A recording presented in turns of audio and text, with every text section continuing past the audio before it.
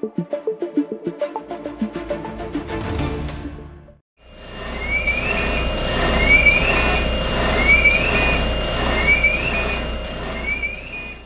κινητοποίηση τέθηκε το απόγευμα της Τετάρτης η πυροσβεστική υπηρεσία Πάφου, μετά από εκδήλωση πυρκαγιά σε πολυκατοικία στην οδό Θερμοπυλών, στο κέντρο της πόλης.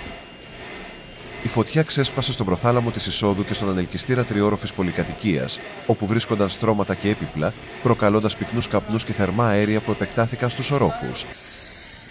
Στο σημείο ανταποκρίθηκαν 2 στελεχωμένα οχήματα του πυροσβεστικού σταθμού Πάφου, με τα μέλη της πυροσβεστικής να εισέρχονται στον πρώτο όροφο με αναπνευστικές συσκευές και να διασώζουν μία ένικο μαζί με το σκύλο της, η οποία είχε εγκλωβιστεί στο διαμέρισμά της. Πολλά πρόσωπα, ανάμεσά τους και μικρά παιδιά, απομακρύνθηκαν προληπτικά από τα υπόλοιπα διαμερίσματα, ενώ στο σημείο επικράτησε αναστάτωση.